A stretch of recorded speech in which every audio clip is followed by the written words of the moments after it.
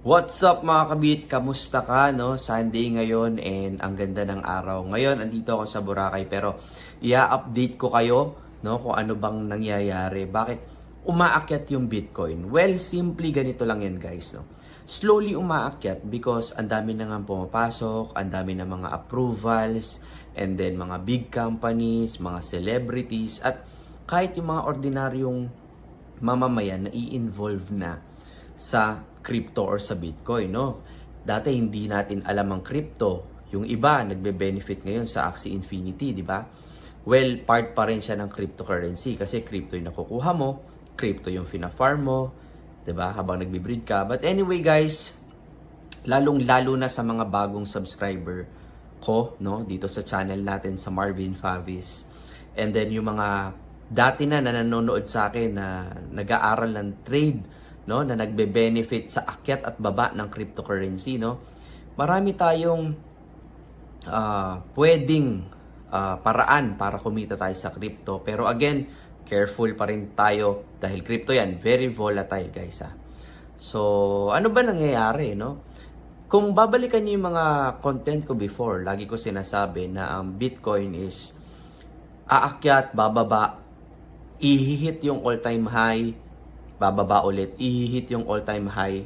Pag zoom out mo yan, guys, makikita mo na ganun yung nagiging attitude or yung nakikita nyo sa chart, 'di ba? Akyat, baba, balik, all-time high. Kahit tumatagal, bumabalik pa rin sa all-time high. Kasi kung iisipin mo mabuti, law of supply and demand yan, habang namimina ang Bitcoin, habang kumukonti ang supply, of course, 'di ba? Tumataas ang presyo.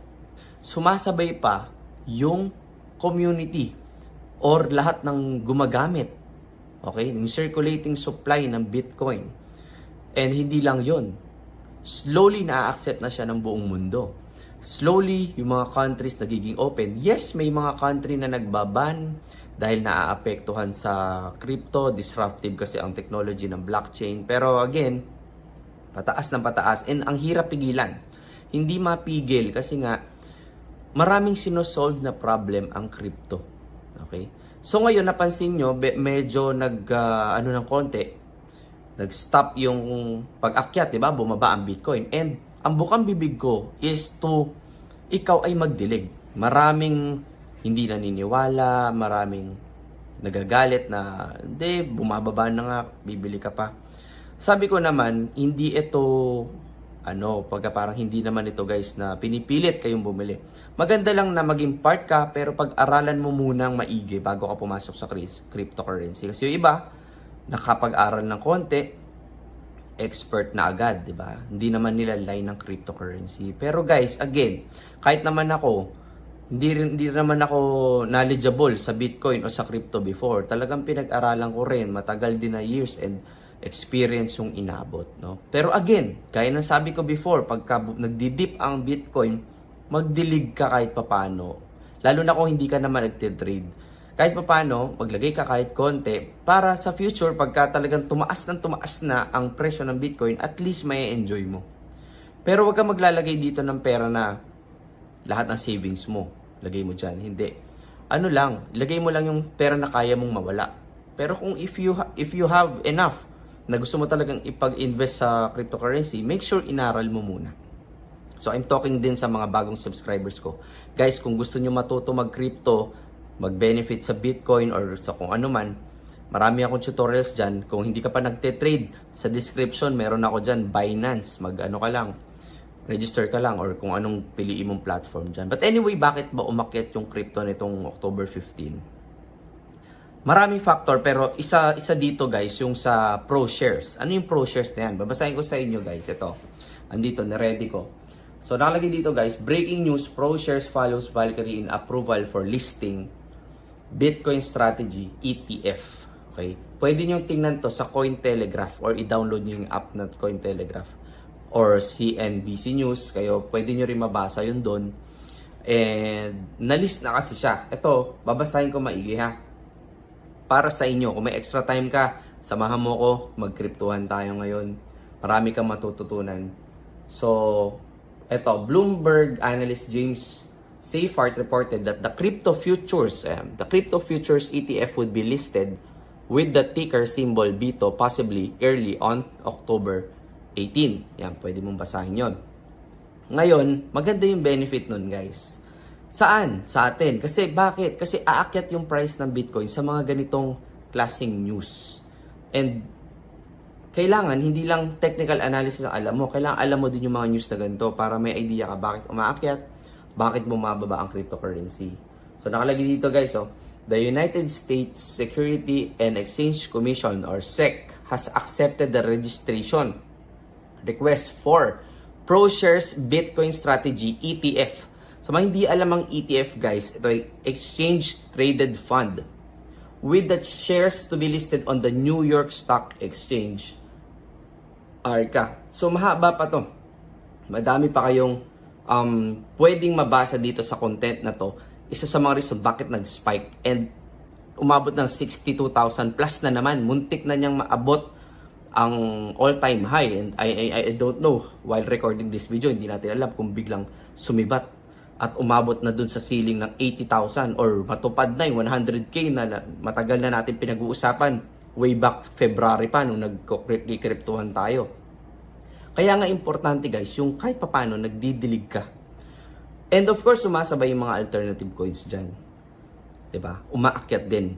Yung iba hindi, pero kadalasan, pag umakyat si Bitcoin, napapansin nyo yan, observation nyo, umaakyat din yung mga alternative coins like Ethereum and other alternative coins. So, ako, advice ko lang sa mga dating subscribers natin, guys, and sa mga bago, pag-aralan nyo kung gusto nyo mag-benefit sa crypto. Kasi guys, digital era na tayo. Okay? Kung hindi mo i-open ang mind mo sa crypto, wala namang problema. No problem naman. Kaya lang, bigyan mo ng chance na aralin. Baka mamaya, di ba, dito magbago ang buhay mo.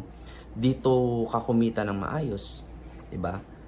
Yes, nagko-content tayo ng mga play-to-earn games. Okay din yun kung kumikita ka. Pero careful kasi crypto pa din yan. Sometimes may mga play-to-earn na magbubuo ng games and then akit ang presyo and then magda-dump din. Pero din naman mga play-to-earn na legit. Ang gaganda. Ang ganda ng partners, ang ganda ng mga projects and yung mga, di ba? Yung mga company na partner nila, talagang legit gaming industry talaga na pinag-isipan yung mga play-to-earn games. So, tansyahin mo din. Okay? Kung sa tingin mo hindi ka kikita dyan ng, o hindi long-term yung game, out ka na. Umalis ka na. 'Di ba? Kung kumita ka, de good, 'di ba? So, pag-aralan nyo pa din. Kasi kami mga influencers is nagre-review and hindi rin naman namin talaga 100% alam. Kaya nga natin nire-review ng sabay. Minsan, maganda, positive, kumikita tayong lahat. Minsan, hindi din. Pero again, pwede ka mag-trade. Marami kang pwedeng gawin sa crypto. Pwede ka mag-hold. Diba? Hold mo lang. Invest ka ngayon, pinag-aralan mo yung crypto na yan, i-hold mo. Pwede ka mag-trade. Pag-aralan mo yung technical analysis, fundamentals. I-ready mo rin yung sarili mo. Diba? I-ready mo. Pwede ka rin gumamit ng demo account. Mag-register ka dyan sa mga nakalagay sa description ko na kung ano-anong platform. Ako kasi personally, kalakihan ng fund is sa Binance talaga. So, komportable lang kasi ako doon. Gamitin. Diba? Hindi lang hold, hindi lang trade. Pwede ka rin mag-NFT games. At marami pang iba guys. Marami pang iba. Basta ang dapat lang, unahin mo yung knowledge. And ayun, kryptohan lang tayo. Stay positive, stay humble. Kahit anong narating mong income sa crypto, be humble. And kung talagang malaki na yung kinikita mo, bayad ka ng tax para maging wala kang problema. Smooth ang transaction. So yun lang ang masasabi ko for today. Thank you pala dito sa lugar na to, no? Birthday ko kasi no October 15, kaya dito ako ngayon. Tinreat ako ng girlfriend ko. Thank you so much. Andito kami sa Henan Prime ngayon. And sa Boracay. Maraming salamat sa lahat ng sumusuport. Dadamihan ko pa yung knowledge na ibibigay ko sa inyo. I'm still growing, guys. Di pa rin ako perfect pagdating sa crypto. Marami pa akong dapat pag-aralan. Tulungan nyo ako na mas gumaling pa para mas marami pa tayong mas matulungan. Yun lang muna. Thank you so much sa pakikisama mo sa akin. Kung nakarating ka sa video na to, please like. And then, yun lang. God bless guys. Thank you so much sa lahat ng sumusuport sa akin. Maraming salamat po.